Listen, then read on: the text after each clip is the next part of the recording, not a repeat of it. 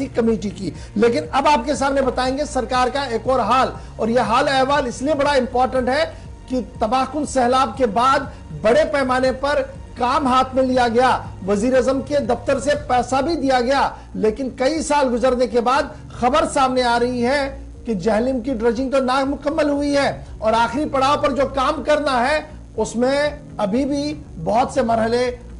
तय करना बाकी है। बिल्कुल, वादी कश्मीर में दरियाए जेहलम पर जो ड्रेजिंग का मंसूबा था वो इस वक्त खुद शायद इंतजामिया के लिए परेशानी का सबब बन रहा है, क्योंकि हुकूमत की जानिब से यानी मरकज की तरफ से जारी टेंडर्स पर काम नहीं हो सका है। मकामी सतह पर जो कमियां रही हैं उनको आज के वक्त में भी एक तवील मुद्दत से इस मंसूबे पर काम जारी है और शुमाली कश्मीर के बेशतर इलाकों में काम होना था, लेकिन मरकज की तरफ से पहले ही रकूमात वागुजार करने के बावजूद भी मौजूदा वक्त में भी सूरत हाल ये है कि दरियाए जेहलम पर जो ड्रेजिंग का काम हाथ में लिया गया था वो पहले के मुकाबले काम में जो मकामी शहरी भी जिस पर बार बार सवाल उठा रहे थे कि रफ्तार सुस्त हुई है, काम कम हुआ है और जो डेडलाइंस बार बार फिक्स कर दी जाती है वो क्रॉसओवर होने के बावजूद भी काम पाए तकमील तक नहीं पहुंचा है। मरकज ने रकूमात वागुजार की, लेकिन काम क्यों नहीं हुआ, इसके पीछे तकनीकी बुनियादें भी कुछ बताई जा रही हैं, वजाहत जब की गई है, लेकिन मजीद इस पर क्या है। श्रीनगर सीधा चलते हैं, कश्मीर ब्यूरो चीफ हिलाल हजूरी हमारे साथ हैं। बहुत शुक्रिया हिलाल ज्वाइन करने के लिए। मंसूबा काफी मुद्दत हो गई है इसको हाथ में लिए हुए, लेकिन क्या वजूहात हैं कि फर्स्ट फेज और फिर सेकंड फेज, फिर नॉर्थ टू सेंट्रल कश्मीर के कुछ एरियाज को बड़े इंपॉर्टेंट जो टेक्निकली थे कि फ्लड लाइक सिचुएशन ना बने, वक्ती तौर इनको मुकम्मल किया जाना था, लेकिन आज जब अप्रैल का महीना भी खत्म हो रहा है तो यह पता चलता है कि पैसा तो खर्च हुआ लेकिन काम मुकम्मल ना होना, कहां पर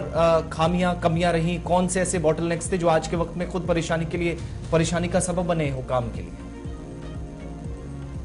देखिए आसिफ, साल 2014 में आए तबाहकुन सैलाब के बाद जो जम्मू कश्मीर इंतजामिया और मरकजी सरकार के लिए ये प्रायोरिटी बन गई थी कि जो दरियाई जहलम या इससे जब सैलाब आ जाता है, सैलाब से गुजरता है और उससे पैदा होने वाले नुकसान को कैसे रोका जाए, और इससे एक डेडलाइन करार देकर उस वक्त ये कहा गया था कि अब इस पर ड्रेजिंग भी होगी और उसके साथ साथ जितने भी फ्लड चैनल्स हैं उन्हें भी साफ किया जाएगा, ताकि अगर कभी खुदा ना खास्ता इस तरह की सूरत हाल साल 2014 की जैसी सूरत हाल पैदा होती है तो उस वक्त कैसे बचा जा सकता है। हालांकि प्रायोरिटी बुनियादों पर ही उस वक्त पहला फेज शुरू किया गया था जिसे खत्म किया जा चुका है, लेकिन अभी तक भी कई सारे ऐसे ठेकेदार साहिबान हैं जिनकी अभी भी जो रकूमात है वो पेंडिंग है। नंबर 1।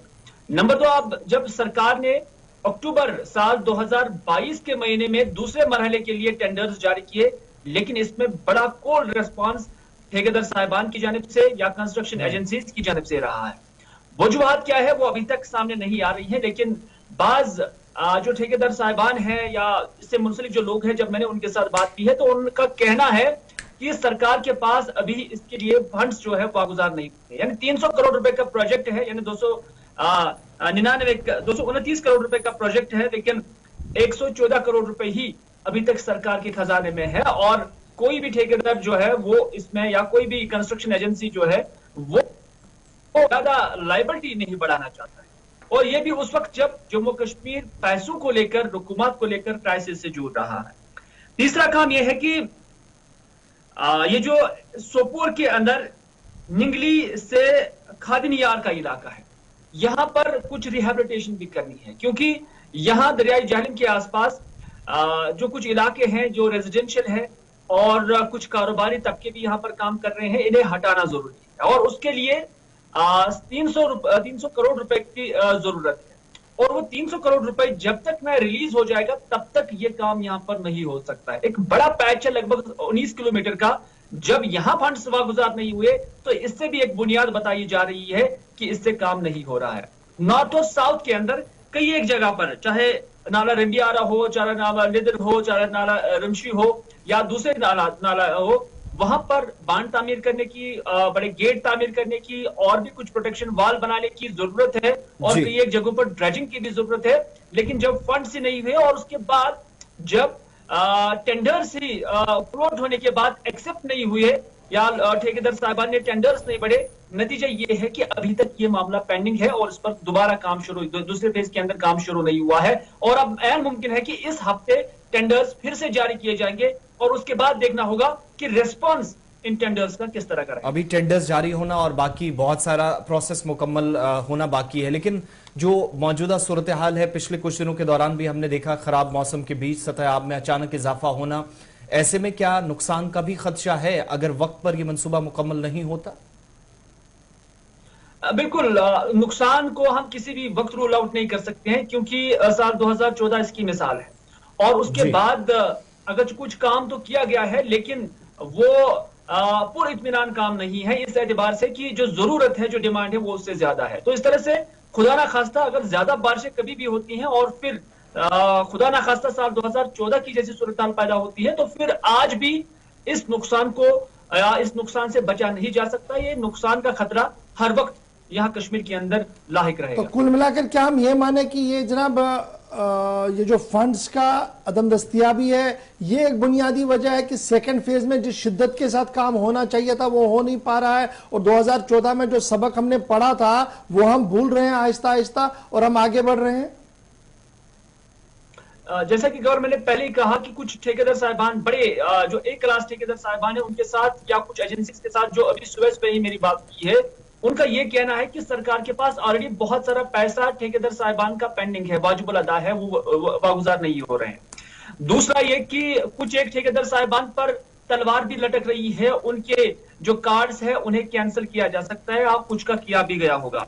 नंबर 3 ये कि फाइनेंशियली, ये उनका कहना है कि फाइनेंशियली अभी हम बहुत मुतासिर कुन हालात से गुजर रही हैं, अभी ठेकेदार साहिबान के पास भी पैसा नहीं है और वो लोन बैंक से उठाने के लिए भी तैयार नहीं है, क्योंकि उन्हें एक्सपीरियंस सरकार के साथ काम करने का बहुत बुरा है, ये भी एक वजह है। और तीसरा यह है कि सरकार ने अभी तक इस प्रोजेक्ट के लिए फंड्स जो 229 करोड़ में से सिर्फ 114 करोड़ की जो है वो दस्तयाबी रखी है, तो वो डर और खौफ से इस काम को अभी नहीं ले रहे हैं। बहुत बहुत शुक्रिया जी हिलाल हमारे साथ ज्वाइन करने के लिए। मामला एकदम 2014 का है, जब जम्मू कश्मीर स्पेशली वादी कश्मीर के कई इलाकों और जम्मू के कई इलाकों के अंदर भयानक सैलाब आया था। उसके बाद वज़ीर आज़म साहब के ज़ाती मुदाखलत से एक जामिया प्रोग्राम तरतीब दिया गया था, जिसमें जहलम की ड्रेजिंग और